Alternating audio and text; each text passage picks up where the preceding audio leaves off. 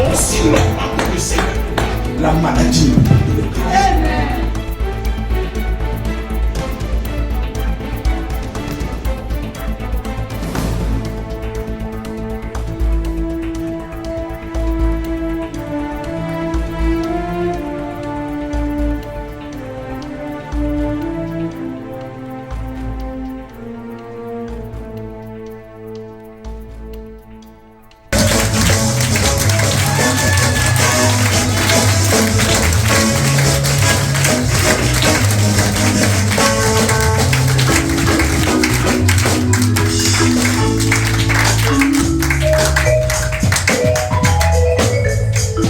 Alléluia. Merci de m'avoir acclamé. Amen. La Bible dit que Jésus est sorti pour annoncer la bonne nouvelle.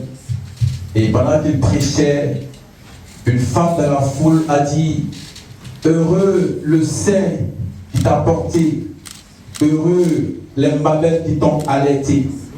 Et Jésus a dit: heureux sont ceux qui gardent ma parole. Alléluia. Ce matin, je vais dire: heureux sont ceux qui sont reconnaissants et qui vont acclamer le pouvoir de Dieu.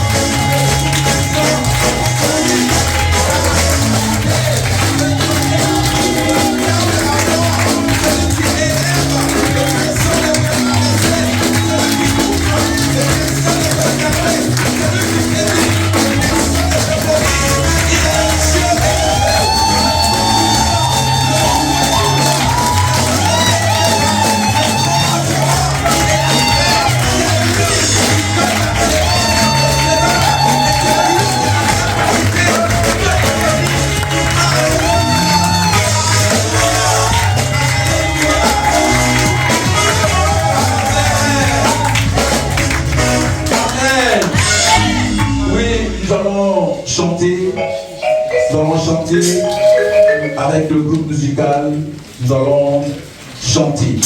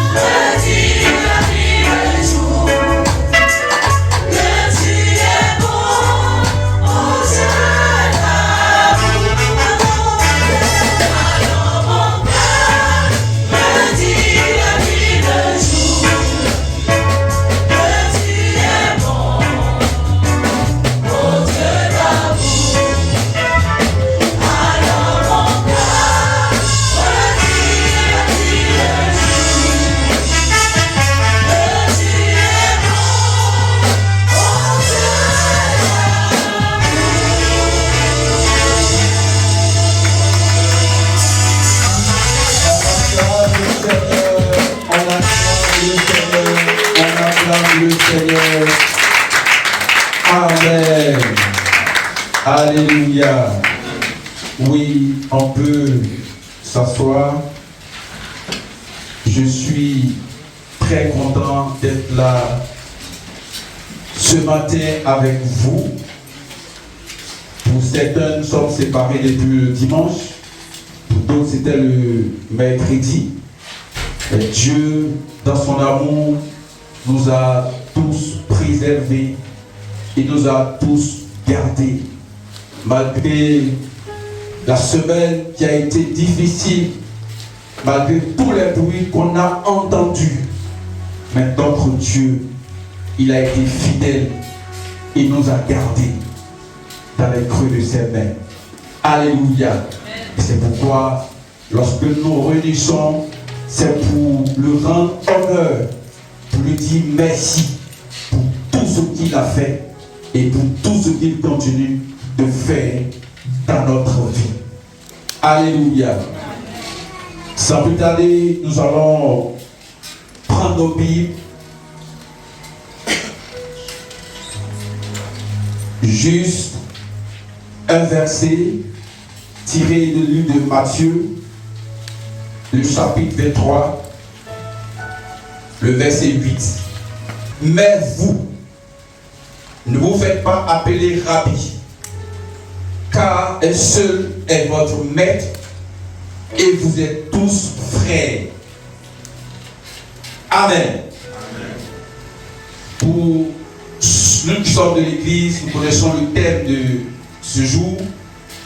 Et le thème qui est intitulé pour ce jour est Jésus-Christ, notre maître. Jésus-Christ, notre maître. Alors, par définition du mot maître dans la Bible, lorsqu'on parle de maître, c'est celui qui dirige, celui qui gouverne, celui qui est propriétaire et celui qui enseigne. Celui qui dirige, celui qui gouverne, celui qui est propriétaire et celui qui est un enseignant, celui qui enseigne. C'est de celui-là que la Bible appelle le maître. Alléluia. Bien avant de commencer, dans la parabole du semeur, Jésus a dit que un semeur est sorti pour s'aimer. Et pendant qu'il s'aimait, une partie de la semence est tombée au long du chemin. Et qu'est-ce qui s'est passé? Les oiseaux sont venus, ils ont picoré cette semence qui est tombée au long du chemin. Alléluia. Le diable n'agit pas après la prédication. Il dit pendant la semence. C'est pourquoi lorsque nous sommes là pour écouter la parole de Dieu, pour écouter l'enseignement, nous devons faire très attention. Rien ne doit nous échapper. Rien ne doit nous échapper. Dieu a dit, il dit, je mettrai ma loi dans leur cœur. Et dans cette alliance de la grâce-là, tout est important. De la même manière que sous la loi, toutes les 613 lois devaient être observées, c'est comme ça que sous cette grâce-là, tout est important. Amen. La grâce ne doit pas être prise comme un prétexte pour dire que non, comme nous sommes sous la grâce, que nous avons tout reçu, donc je dois banaliser telle ou telle chose. Non, tout est important. C'est pourquoi vous allez voir qu'il y a certains qui reçoivent, qui voient leur bénédiction palpable, mais d'autres ne la voient pas, ils ne la possèdent pas. Alléluia. C'est très important. Alors, le thème, comme je l'ai dit, Jésus-Christ, notre maître. Pourquoi Jésus, notre maître?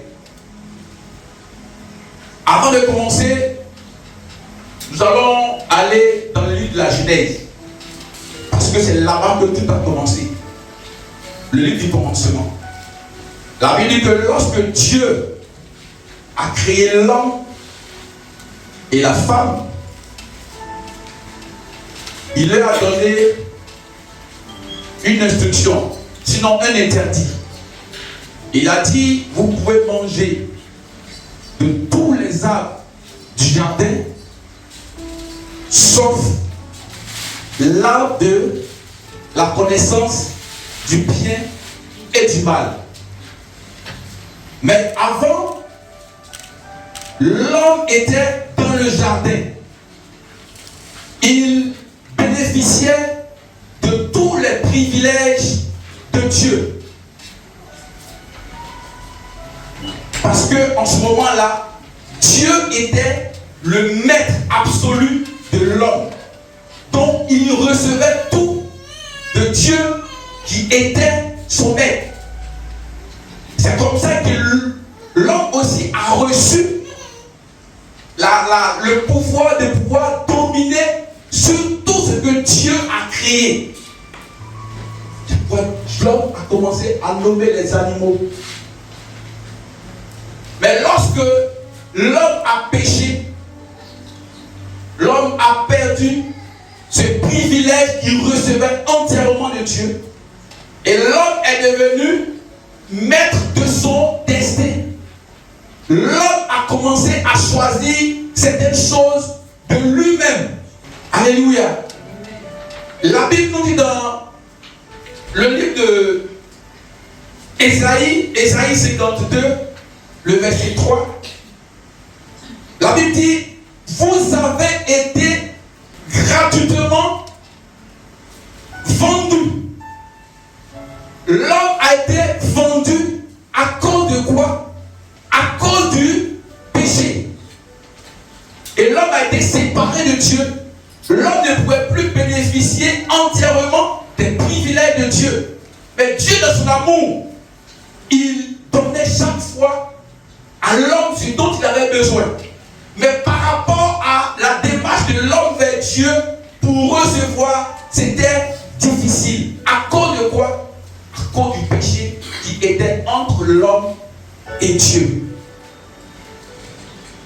C'est comme ça que Ésaïe 53 va dire, 53 le verset 3, la Bible dit, nous étions tous errants, chacun suivait sa propre voie, chacun avait sa manière à lui de pouvoir plaire à Dieu, de pouvoir recevoir quelque chose de Dieu, de pouvoir satisfaire le cœur de Dieu. Et c'est comme ça que la religion a commencé. Chacun suivait sa propre voie. Vous allez voir que les bouddhistes sont dans leur monastère, ils vont faire des heures, des jours, des semaines, parce que selon eux, c'était leur manière à eux de pouvoir plaire à Dieu, de pouvoir toucher le cœur de Dieu. On peut voir nos frères musulmans, dans leur coutume, ils doivent prier 5 fois. Et gare à celui qui a raté une prière, il va tout faire pour rattraper ça. Parce qu'il s'est dit que s'il n'a pas prié toutes les 5 fois, il ne pourra pas être agréable à Dieu. Avant de prier, ils vont se laver les mains, les pieds, les oreilles, tout ça là, parce que selon eux, il faut être propre, pur, avant de pouvoir toucher le cœur de Dieu. Nous avons nos frères, les scribes et les pharisiens, qui sont dans les synagogues, ils prient, ils observent la loi, pensant que c'est en faisant ça qu'ils allaient toucher le cœur de Dieu. Alléluia. Amen. Mais la religion, c'était la démarche de l'homme vers Dieu. Mais Dieu n'a pas voulu que les choses se fassent ainsi. Alléluia. Amen. Lorsque nous appuyons sur la religion, nous ne pouvons jamais, jamais, jamais recevoir quelque chose de Dieu. Jamais. Amen. Lorsque nous appuyons sur le jeûne et la prière, pensant que c'est en jeûnant que Dieu va faire quelque chose pour moi, c'est la religion. Cette manière-là, c'est pas ce que Dieu a voulu pour ses enfants. Je vais à l'église parce que je viens à l'église, parce que je chante, parce que je dirige, parce que je prêche. Non, Dieu doit me donner quelque chose. Non, c'est pas de cette manière-là que Dieu a voulu que les choses se fassent. Mais il y a une chose aussi qu'il faut souligner, c'est que la démarche de l'homme vers Dieu, il y avait un blocage à cause de quoi? D'abord, c'est pas de cette manière que Dieu a voulu, mais il y avait quelque chose. Qu'est-ce qui s'est passé? Et il y a eu séparation entre Dieu et l'homme. C'était la désobéissance. C'était le péché. Mais Dieu dit, il dit, vous avez été gratuitement vendus. Mais vous serez rachetés sans donner un sou. Amen. Ça veut dire que sans rien donner, vous serez rachetés. C'est comme ça que Dieu a voulu que les choses se fassent. Pour que lui, Dieu qui était le maître de l'homme hier, il redevienne maintenant l'homme, dans le maître de l'homme. Alléluia. Amen. Nous allons prendre 2 Pierre 2, le verset 1. Il y a eu parmi le peuple de faux prophètes. Il y aura de même parmi vous de faux docteurs qui introduiront des sectes pernicieuses et qui, régnant le maître qui les a rachetés, attireront sur eux une ruine soudaine. Qui est ce maître qui nous a rachetés? Ésaïe 53, le verset 3 dit, Dieu a voulu que l'iniquité de nous tous tombe sur lui. Amen. Sur qui? Sur Jésus-Christ. Parce que c'est lui seul qui devait nous racheter, en sorte qu'il redevienne notre maître. Mais aujourd'hui, beaucoup le réunissent dans nos prédications, dans notre moyen de faire. Nous mettons Jésus-Christ à côté et nous regardons notre action pour pouvoir plaire à Dieu. Alléluia. Amen. C'est lui, Jésus-Christ, qui nous a rachetés pour que Dieu, de par Jésus-Christ, redevienne notre maître, notre propriétaire. Parce que lorsqu'on achète un esclave, celui qui a acheté l'esclave devient son maître, devient son propriétaire. Et tout ce que le maître va dire, c'est ce que l'esclave va faire. C'est comme ça que vous allez voir le centenier romain qui disait que j'ai des serviteurs sous mes ordres. Je dis à un, va, il va. Je dis à un, viens, il vient. Je dis, fais ceci, il fait. Parce que l'esclave ne peut qu'obéir à son maître. Donc Jésus-Christ vient nous racheter pour que lui seul, il soit désormais notre maître, notre propriétaire. Alléluia. Mais comme je l'ai dit, le maître, il est aussi un enseignant. C'est celui qui enseigne. La Bible dit dans Jean 1, le verset 7, la loi a été donnée par Moïse. Et nous revenons au texte que nous avons lu tout à l'heure de Matthieu 23. Le verset 1er dit, alors Jésus parlant à la foule et à ses disciples dit, les scribes et les pharisiens sont assis dans la chaire de Moïse. Les scribes et les pharisiens sont assis dans la chair de Moïse. Ils ne font que prêcher et observer la loi dans son entièreté. Alléluia. Je vais vous dire une chose, c'est que lorsque on m'invite ici pour venir prêcher, voici la chair de grâce sur grâce. Je ne viens pas dans l'intention de venir prêcher un message de grâce sur grâce. Je viens pour prêcher l'évangile de Jésus-Christ. Je viens pour prêcher la vérité. Je viens pour prêcher la grâce. Je viens pour prêcher le message que Jésus-Christ a prêché. Alléluia. Et le message qui est prêché ici sur cette chair doit être conforme au message de l'évangile, au message de Jésus-Christ, à la vérité et à la grâce. La Bible dit, la loi est donnée par Moïse, la grâce et la vérité sont venues par Jésus. Donc en tant que maître enseignant, le message que Jésus avait à donner, c'était de dire la vérité, est devenu donner la grâce. De venir dire qu'est-ce que c'est que la grâce. La Bible dit la grâce, source de salut pour tous les hommes, a été manifestée. Tite 2, verset 11. C'est quoi la grâce? Alléluia. Amen.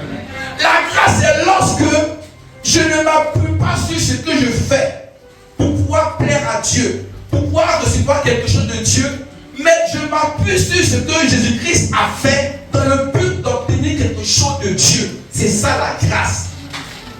Je ne fais rien, mais je crois en ce que lui, il a fait à la croix pour moi. Amen. Amen. Je ne m'appuie pas sur mes jeûnes. Je ne m'appuie pas sur mes prières. Je ne m'appuie pas sur ma manière de plaire aux hommes, à ma manière de chanter, de faire quelque chose. Mais je me confonds dans ce que Jésus-Christ a fait. Parce que désormais, c'est lui qui m'a racheté au prix de sa vie et il est devenu mon maître. C'est lui qui m'enseigne. Donc sa parole que moi, je dois suivre. Et la Bible dit qu'il est venu avec la grâce et la vérité. C'est pourquoi il dit, je suis le chemin, je suis la vérité et je suis la vie. Amen. Le message que Jésus-Christ est venu prêcher, lorsque la femme avait été prise en flagrant délit d'adultère, les gens ont voulu le confondre. Et ils ont dit, la loi de Moïse dit que lorsqu'on prend une telle personne, voici ce que la loi dit.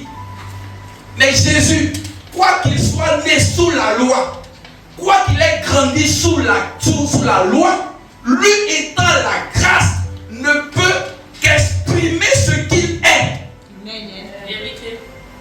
C'est pourquoi il dit, la loi de Moïse dit, on doit la lapider. S'il disait, bon, comme la loi de Moïse dit de la lapider, ils vont dire, c'est Jésus lui-même qui nous a dit de la lapider. Mais s'il dit, bon, libérez-la parce que je suis la grâce, ils vont dire non, il est venu, il n'a pas accompli la loi et il a fait ce qu'il voulait. Mais il a dit, celui parmi vous qui n'a jamais péché, qui lance le premier la pierre. Alléluia. En ce moment-là, il était en train de montrer aux yeux des hommes de tout le monde que lui, il n'est pas venu pour condamner, mais il est venu pour nous justifier, il est venu pour nous sauver et nous donner la vie éternelle. Amen. Alléluia. Amen. C'est pourquoi la Bible dit qu'il n'y a que par la grâce seule que nous pouvons être sauvés par le moyen de la foi. Et cela ne vient pas de nous, c'est un don. Parce que Dieu, dans son amour, il n'a pas voulu que l'homme s'égare à jamais. Lorsque l'homme a quitté la présence de Dieu, Dieu, dans son amour, c'est lui qui partait vers l'homme. Dans toutes les démarches du peuple d'Israël, Dieu s'est montré un père. Il comblait chaque fois le vide dans la vie du peuple d'Israël. Et c'est comme ça que Dieu a manifesté toujours l'amour envers son peuple. Et c'est comme ça que Jésus-Christ, qui est la grâce, est venu aussi nous enseigner l'amour. Il dit, je vous donne un nouveau commandement. Aimez-vous les uns les autres. Pas comme vous avez aimé avant, mais il dit aimez-vous les uns les autres comme moi je vous ai aimé. Et c'est ça le nouveau commandement que Jésus-Christ est venu nous donner parce qu'il est l'amour. Alléluia. Nous allons prendre Hébreux 13, le verset 9. Il dit, ne vous laissez pas entraîner par les doctrines diverses et étrangères, car il est bon que le cœur soit affermi par la grâce et non par les aliments qui n'ont servi à rien à ceux qui s'y sont attachés. Il faut que nous soyons affermis par la grâce. Alléluia. Amen. Lorsque nous revenons au chapitre 23 de Matthieu, Jésus dit, faites donc et observez tout ce qu'ils vous diront, mais n'agissez pas selon leurs œuvres, car ils disent et ils ne le font pas. Ils lient des fardeaux pesants et les mettent sur les épaules des hommes, mais ils ne veulent pas les remuer du poids. Alléluia. La loi était un poids que les scribes et les pharisiens mettaient sur le dos de tous ceux qui venaient les écouter. Il leur demandait d'observer tout, de faire ci, de faire ça, de faire ci, de faire ça. Mais la Bible dit qu'il les lie à un fardeau. Ça veut dire qu'il les attache à un fardeau qui est lourd, difficile à observer. De vous à moi, qui est capable d'observer toute la loi dans son intégralité? Eux-mêmes qui prêchaient, qui enseignaient aux gens d'observer, ils ne le faisaient pas. C'est pourquoi Jésus les a traités d'hypocrites, de voleurs, de brigands.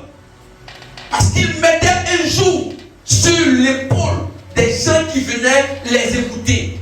Mais Jésus a dit, il dit, venez à moi, vous tous qui êtes fatigués et chargés, et je vous donnerai du repos. Parce que mon fardeau est léger. Mon fardeau est léger. Mon fardeau, ce n'est pas d'observer toutes les 613 lois. Mais mon fardeau, c'est seulement croire en ce que moi j'ai fait. Jésus a dit, celui qui croit en moi a la vie. Pas aura la vie, mais celui qui croit en moi reçoit la vie. Alléluia. La loi était un poids. Mais vous voyez que les gens, ils enseignent des choses. Mais eux-mêmes, sachant que c'était impossible de le faire, mais ils enseignaient quand même. Faites ci, ne faites pas ça.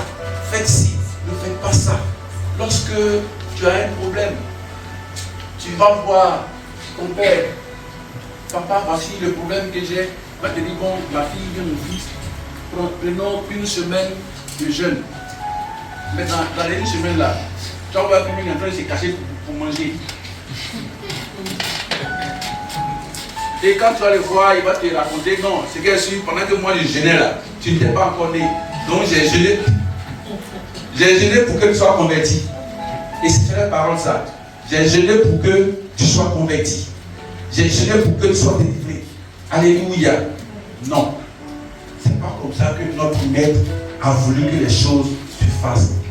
Il n'y a que la grâce et la vérité seule qui nous donne le salut, qui nous donne la vie éternelle. L'homme avait perdu tout privilège dans le jardin. L'homme recevait tout de Dieu, mais à cause du péché, ils ont perdu ce privilège-là. Mais Jésus-Christ vient. Il dit, lorsque vous allez croire en moi, le privilège que vous avez perdu dans le jardin-là, les mêmes choses vont revenir. En croyant seulement, vous allez recevoir. C'est pourquoi la Bible dit, c'est en croyant du cœur qu'on parvient à la justice. Alléluia. Amen. C'est en croyant du cœur qu'on parvient à la justice. Jean 1, verset 16. Et nous avons tous reçu de sa plénitude grâce sur grâce. Nous avons reçu, non pas en nous basant sur la loi de Moïse, non pas en nous basant sur ce que les scribes et les pharisiens ont prêché, mais nous avons reçu en mettant en pratique, en croyant à ce que notre maître, qui est Jésus-Christ, nous a enseigné. Il dit, vous, pour recevoir. Vous n'avez pas des efforts à faire. Et la seule chose que vous avez à faire, c'est de croire. D'avoir la foi dans votre cœur.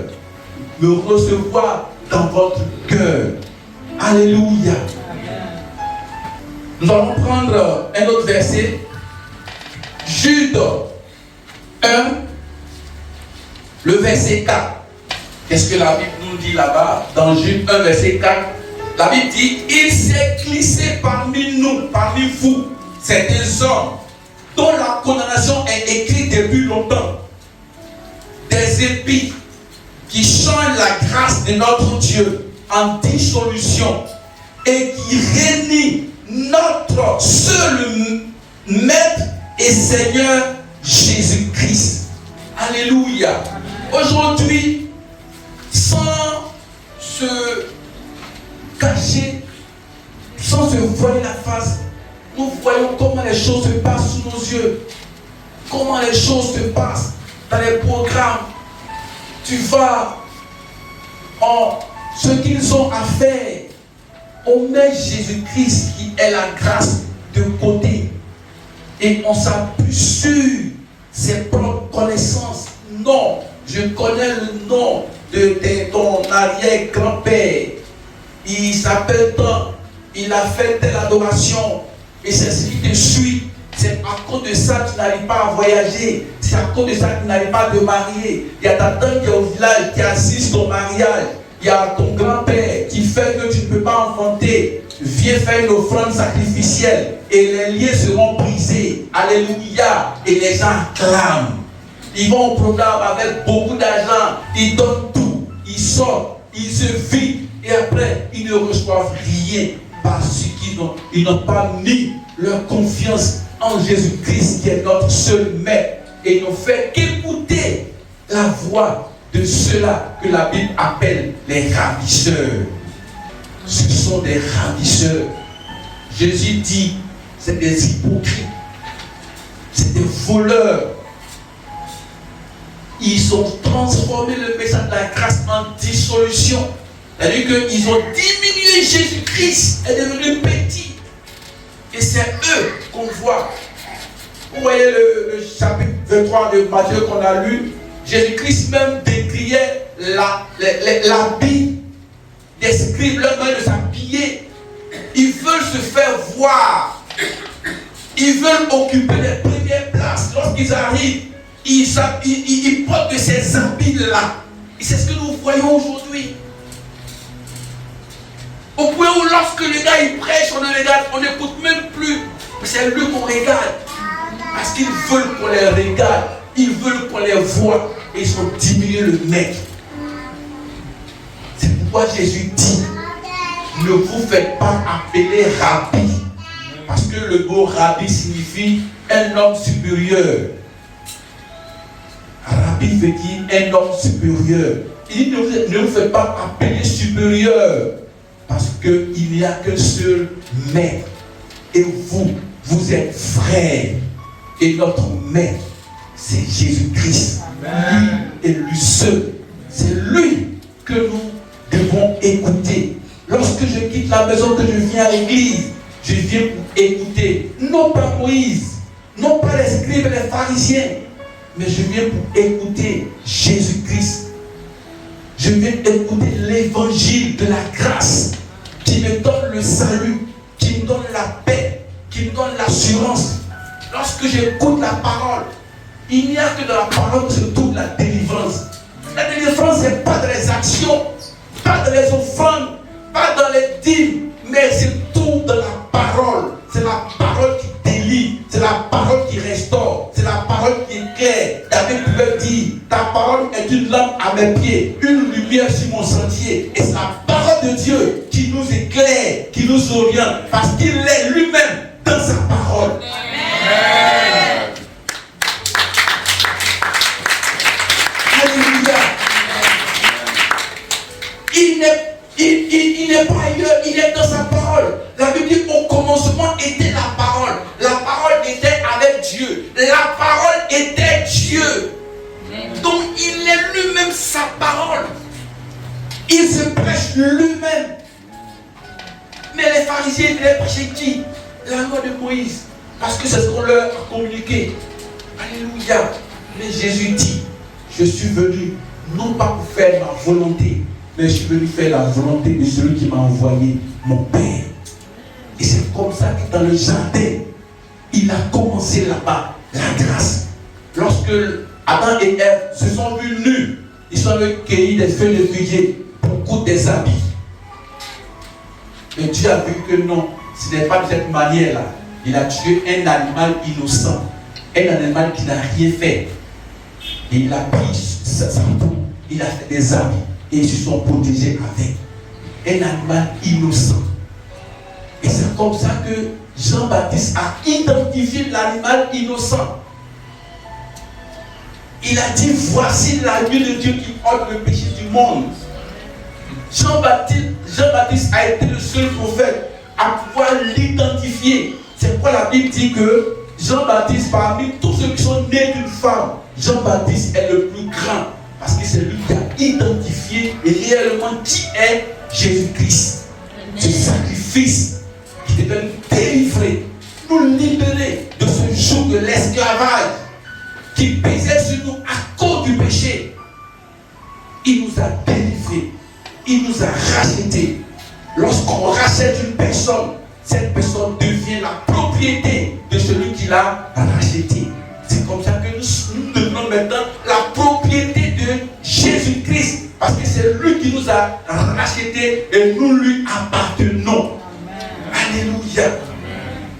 C'est pourquoi Jésus-Christ est notre seul maître. Nous lui devons obéissance. Nous lui devons soumission. Lorsque nous sommes dans la présence de Dieu, nous donnons la première place à notre Papa. Parce que c'est de lui que nous avons reçu toutes choses. Nous le devons majesté. Parce que sans lui, nous n'avons rien et nous ne sommes rien. C'est de lui que nous recevons toutes choses. Alléluia. C'est pourquoi Jésus-Christ est notre seul maître. Celui qui est digne de recevoir adoration. Celui qui est digne de recevoir élévation. Celui qui est digne de recevoir honneur. Celui qui est digne de recevoir louange. Celui qui est digne d'être salmodié. Celui qui est digne d'être exalté. Celui qui est digne d'être loué. Il s'appelle Jésus-Christ de Nazareth.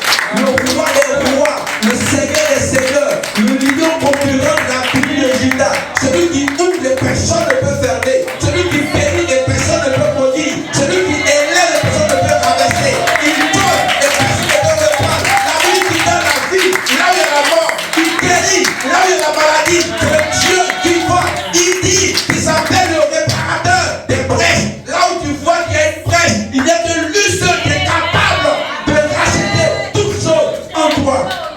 Alléluia. C'est comme ça que dans le livre de Juge 19, la Bible dit que un homme avait reçu la visite d'un monsieur et sa femme. Et les gens de la ville sont venus voir le propriétaire de la maison pour lui dire: nous voulons que tu fasses sortir les gens que tu as reçus aujourd'hui parce que nous voulons les connaître. Alléluia. Juge 19 à partir du verset 22. Il dit: nous voulons que tu les fasses sortir. Nous voulons les connaître. Et la Bible précise que c'était des gens de mauvaise vie. Des gens, des méchants, des brigands, des voleurs, des ravisseurs. Il dit: faites-les sortir parce que nous voulons les connaître. Et la Bible dit, le maître de la maison s'est présenté. Il dit: vous ne les toucherez pas parce qu'ils sont rentrés dans la maison. Alléluia. C'est comme ça que le diable ne peut rien te faire. Parce que tu es sous la couverture du Seigneur. Tu es sa propriété. La Bible dit: ils te feront la guerre, mais ils ne te feront pas. Parce que Jésus-Christ t'a dénoncé. Là où les saints maintenant veulent t'attaquer. Alléluia. Il y a quelqu'un qui a payé le prix pour que tu sois en sécurité. Il dit: 1000 tomberont à ton côté, 10 000 à ta droite, mais toi, tu ne seras pas atteint. Pourquoi? Parce que ton maître veille. Ton propriétaire veille. Il te garde, il te préserve. la Bible dit l'ange de l'Éternel campe autour de ceux qui le craignent et il les arrache au danger. Alléluia. Les gens vont dire, nous sommes en fin d'année, il y a beaucoup d'accidents. Est-ce qu'on ne met pas le 1er janvier? Est-ce qu'on ne met pas le 31 décembre et le 31 janvier? Alléluia. Dieu nous garde du 1er janvier au 31 décembre. Il dit que votre cœur ne se tourne point. Croyez en Dieu, croyez en moi. Lorsqu'ils vont parler d'accident, tu dis Seigneur merci parce que tu me gardes déjà. Lorsqu'ils vont parler de braquage de fin d'année, tu dis Seigneur merci parce que tu me gardes, moi et mes enfants. Aucun ravisseur n'entrera chez moi parce que c'est toi qui es le gardien de ma maison. Il dit je vous protège, je vous préserve, je serai avec vous tous les jours. Je ne vous abandonnerai jamais, je ne vous délaisserai point. Je serai avec vous tous les jours. Et c'est l'assurance qu'il nous a donnée. Il dit qu'il est avec nous. Pourquoi? Parce que c'est lui qui nous a rachetés. Nous sommes devenus sa propriété. Et il est tenu de nous protéger, de nous préserver et de nous garder. De la même manière, nous prenons soin de nos enfants. C'est comme ça que lui, il prend soin de nous. Alléluia. Amen. De la même manière, nous occupons de nos enfants dans les moindres détails. C'est comme ça qu'il s'occupe de nous dans les moindres détails. Parce que nous sommes devenus ses enfants. Ne craignez point, mais mettez notre confiance dans le Seigneur. Parce que c'est lui qui nous garde, c'est lui qui nous protège, c'est lui qui nous préserve. Il ne nous a pas rachetés au prix de milliards, mais il nous a rachetés au prix de sa vie. Il a donné ce qui était vital, ce qui était important. Ce qui était important, c'est ce qu'il a utilisé pour nous racheter. Tellement il nous a aimés, tellement nous sommes précieux à ses yeux. Alléluia. Ne te minimise pas. Ne te minimise pas. Tu es devenu un enfant de Dieu. La Bible dit que nous sommes la prunelle de ses yeux. La prunelle de ses yeux. Il nous protège. Il nous garde. N'ayons peur ni des sorciers, ni de quoi que ce soit. Parce que notre papa, notre protecteur, notre enseignant, notre mère, il veille sur nous. Alléluia. Acclame très fort le Seigneur.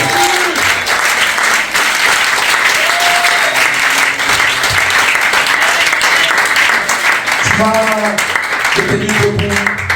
Tu vas te tenir debout. Tu vas élever la voix. Tu vas prier le Seigneur. Tu vas lui dire merci. Dis merci au Seigneur pour son amour. Dis merci au Seigneur pour la grâce qu'il t'a faite. Non seulement que tu sois maintenant appelé enfant de Dieu. La Bible dit Dieu a tant aimé le monde qu'il a donné son Fils unique afin que quiconque croit en lui ne périsse point, mais qu'il ait la vie éternelle. Non seulement il reçoit la vie éternelle, mais il dit à tous ceux qui l'ont reçu, à tous ceux qui croient en son nom, elle a le pouvoir de devenir enfant de Dieu. Tu n'es plus enfant biologique, tu l'es, mais tu es devenu maintenant un enfant de Dieu, un enfant légitime. Élève la voix, prie le Seigneur, dis merci à ton papa, dis merci au Seigneur. Seigneur, je te rends toute la gloire, je dis merci. Merci pour ton amour, toi qui m'as aimé, toi qui m'as racheté au prix de ta vie, toi qui m'as aimé d'un amour éternel, d'un amour frère. Tu n'as pas attendu que je produise des œuvres afin de m'aimer, mais tu m'as aimé sans tenir compte de ma personne, sans tenir compte de ce que je faisais. Mais tu m'as aimé parce que tu es l'amour. Je veux te dire merci pour ton amour. Sois béni Seigneur, sois élevé, sois célébré à jamais. Que l'honneur te revienne, que la magnificence te revienne et que la gloire te revienne. Au nom de Jésus, merci Seigneur. Tu vas encore prier le Seigneur. Alléluia. La grâce est comme l'huile qui coule. Lorsque un vase est vide, l'huile ne peut que couler. Mais lorsque le vase est plein, l'huile s'arrête. Si dans ton cœur, dans ta pensée, il n'y a que les soucis, il n'y a que la culpabilité, il n'y a que la colère, il n'y a que la méchanceté, la grâce ne pourra pas couler. Sois comme un vase vide. Sois comme un vase vide et laisse ton maître, le Seigneur, conduire entièrement ta vie, comme dans le jardin. Laisse le Seigneur conduire ta pensée. Laisse le Seigneur conduire toutes choses en toi. Fais un vide. La Bible dit que Dieu résiste aux orgueilleux et fait grâce aux uns. Tu as dit Seigneur merci parce que ce matin je suis devant toi comme un vase vide et je veux voir ta grâce couler toujours en moi. Je veux compter sur toi et toi seul. Et lève la voix, prie le Seigneur. Dis au Seigneur, je veux être comme un vase vide afin que ta grâce continue encore de surabonder dans mon cœur, dans ma vie. Seigneur merci. Tu es cette grâce qui déborde. Tu es cette grâce qui coule. Et nous voulons qu'elle continue encore de couler dans notre vie. Ce matin, je suis comme un vase vide, comme ce vase vide que ta servante a présenté au prophète Élisée. Oui, enfin que la grâce coule. Seigneur, merci. Parce que cette grâce continue encore d'abonder et de surabonder dans mon cœur. Je veux te dire merci. Parce que c'est toi qui me débarrasse de tout ce qui est culpabilité, de tout ce qui est haine, de tout ce qui ne t'honore pas. Je veux laisser la grâce couler dans ma vie. Je veux laisser la grâce conduire ma vie. Je veux te laisser instruire, car tes instructions sont pour moi la paix. Tes instructions sont pour moi le bonheur. Tes instructions sont pour moi oui et amen. J'ai besoin que tu m'instruises parce que tu es mon maître, tu es mon Seigneur, tu es mon sauveur. Merci papa, parce que tu me conduis entièrement. Tu me conduis entièrement. Tu me conduis entièrement. Sois béni Seigneur, sois élevé, sois célébré à jamais. Que l'honneur, la magnificence et la gloire te reviennent au nom de Jésus. Amen. Est-ce qu'on peut acclamer le Seigneur? Le Seigneur, le roi, le roi.